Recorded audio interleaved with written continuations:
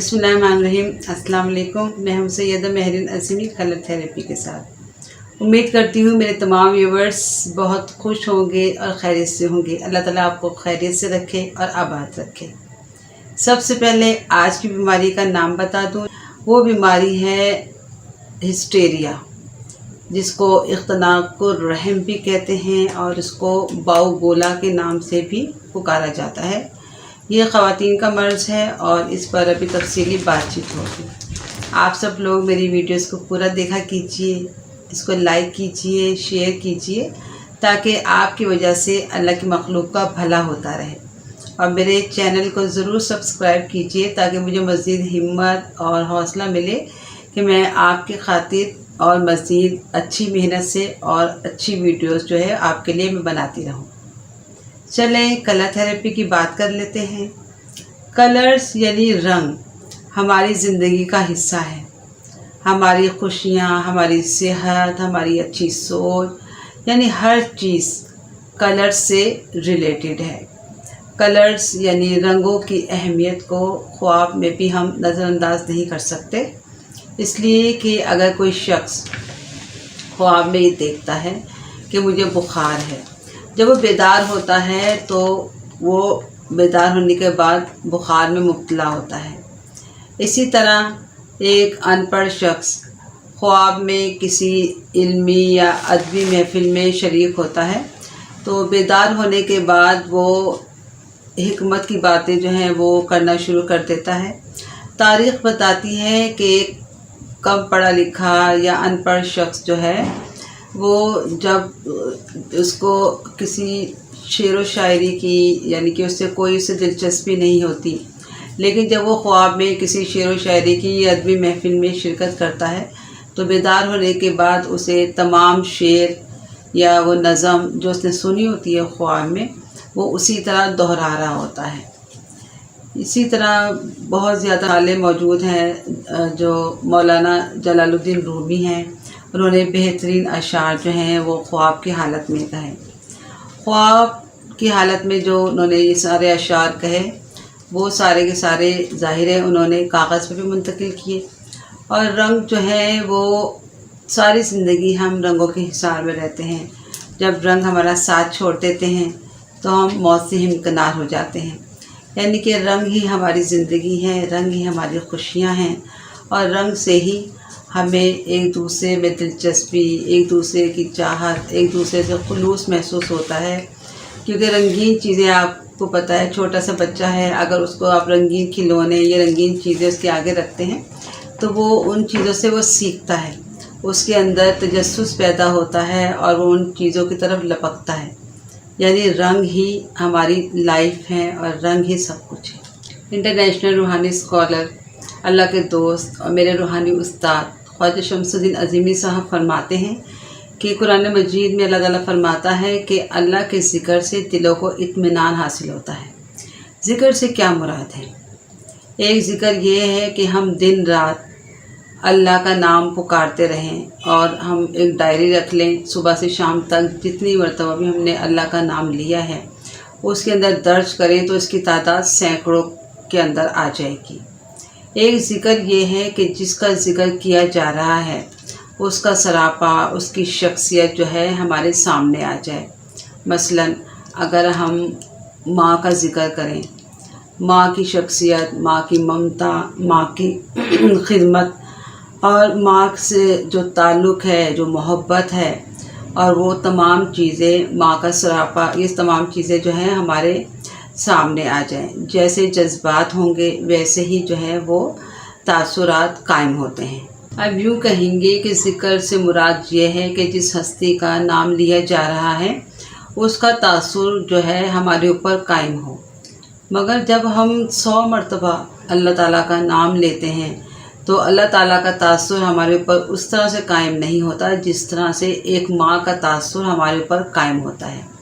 अल्लाह ताला के ज़िक्र से दिलों को इत्मीनान तब मिलता है जब हमारे ऊपर अल्लाह ताला की ज़ात और अल्लाह ताला की सिफ़ात का तासुर जो है वो हमारे ऊपर कायम होता है। लेकिन हमें इसकी कोई प्रैक्टिस नहीं है। हाँ, अगर इंसान अपने तमाम मामलात में यकसू होकर صرف اور صرف اللہ تعالیٰ کی طرف متوجہ ہو اور اس کے ذکر میں روح اور قلب شامل ہو تو پھر وہ تاثر قائم ہوتا ہے اور انسان جو ہے وہ اللہ تعالیٰ کی قربت کو محسوس کرتا ہے۔ چلیں آج کی بیماری کی طرف چلتے ہیں۔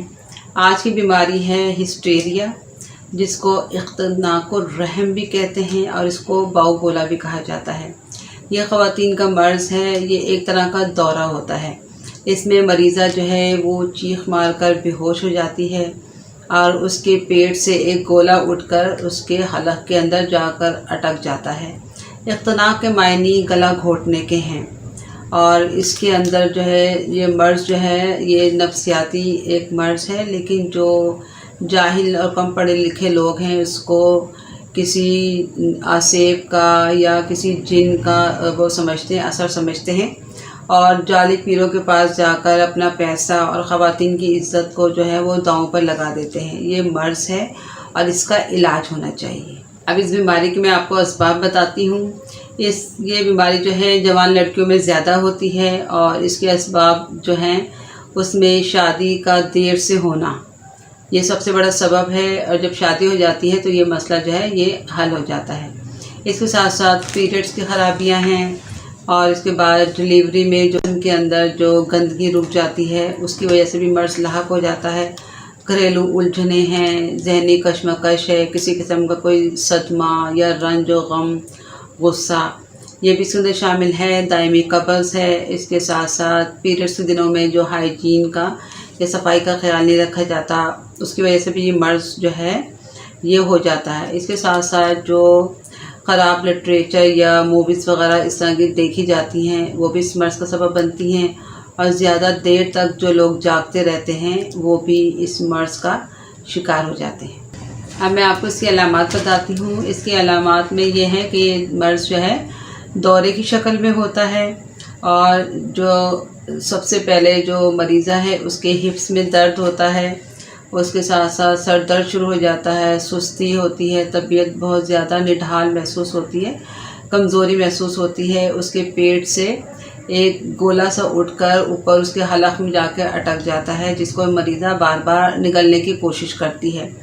اس کے ساتھ ساتھ جو ہے وہ چیخ مارتی ہے، دیواروں کے ساتھ سر ٹکراتی ہے، کبھی زور زور سے رونے لگتی ہے، کبھی کہہ لگاتی ہے، ہنسنے لگتی ہے، اور اس کے ساتھ وہ جو ہے چیخ مار کر جو ہے وہ بے ہوش ہو جاتی ہے۔ یہ ساری اس کی علامات ہیں، اور جو ہسٹیریا ہے اور مرگی کا مرض ان دونوں میں فرق ہے۔ ہسٹیریا کے مرض میں جو ہے وہ مریضہ کے منہ سے جھاگ نہیں نکلتی، اور اس کے ساتھ ساتھ جب وہ بے ہوش ہوتی ہے تو وہ ارد گرد کی ساری باتیں جو ہے وہ سن رہی ہوتی ہے۔ یہ ہسٹیریا میں اور مرگی کے مرض میں فرق ہے۔ جلد از جلد جو ہے مریضہ کی شادی کر دی جائے، کیونکہ شادی کے بعد ہی مسئلہ حل ہو جاتا ہے۔ اس کے ساتھ ساتھ جب مریضہ اگر دورہ پڑتا ہے، بے ہوش ہو جاتی ہے، تو اس کو ہوش میں لانے کے لیے خوشبودار چیزیں جو ہیں جیسے عرق گلاب ہے، کیوڑا ہے، اس کو وہ سنگھایا جائے، اس کا سرہانہ اونچا رکھا جائے، اس کے منہ پر ٹھنڈے پانی کے چھینٹے مارے جائیں، اور غذا کے طور پر اس کو جتنی بھی چٹپٹی چیزیں ہیں، زیادہ نمکین چیزیں ہیں، ان سے پرہیز کرایا جائے، بازاری چیزوں سے پرہیز کرایا جائے۔ اس کے ساتھ ساتھ اس کو تازہ پھل، سبزیاں، جوسز وغیرہ اس طرح کی چیزیں دیں، تقویت والی چیزیں دیں، بکری کا شوربہ، چپاتی وغیرہ اس کو دیں، اور اس کے ساتھ ساتھ جتنی بھی بازاری سافٹ ڈرنکس وغیرہ ہیں ان سے اس کو پرہیز کروائے۔ اس میں آپ نے یہ ریڈ کلر کا پانی بنانا ہے۔ اس کے لیے آپ نے شیشے کی ایک بوٹل لینی ہے اور اس پر ریڈ کلر کا سیلوفین پیپر چڑھانا ہے۔ اب آپ نے اسٹیل کے برتن میں پانی ابالا، اس کو ٹھنڈا کیا، اور آپ نے اس بوٹل کے اندر وہ پانی ڈال کر اس کو لکڑی کی پیڑھی پر آپ نے صبح 10 بجے سے شام 4 بجے تک دھوپ میں رکھنا ہے، اور اس کے بعد آپ اس کو اٹھا لیں۔ اب آپ نے 3 دن تک یہ پانی پینا ہے، صبح شام آدھا کپ، کھانا کھانے سے آدھا گھنٹہ پہلے۔ اس کے بعد آپ نے ایک کام اور کرنا ہے، آپ نے یہ ریڈ سن ریز کلر آئل جو ہے یہ بنا ہوا آپ کو ہماری لائبریری سے مل جائے گا۔ یہ آئل آپ نے تمام جوڑوں پر جو ہے دائروں میں آپ نے مالش کرنی ہے، صبح شام 10 منٹ۔ ریڑھ کی ہڈی پر آپ نے مالش نہیں کرنی. اس کے علاوہ جتنے بھی جوڑ ہیں جسم کے ان تمام جوڑوں پر 10 منٹ آپ نے دائروں کی شکل میں اس آئل کا مساج کرنا ہے. اور یہ آئل آپ کو ہماری لائبریری عظیمیہ روحانی لائبریری کریم پارک لاہور سے آپ خرید سکتے ہیں. بہت خوش رہیے، دوستوں کو خوش رکھیے، اللہ تعالیٰ کی نعمتوں کا شکر ادا کیجیے. اللہ تعالیٰ آپ کا نگہبان ہو. اللہ حافظ.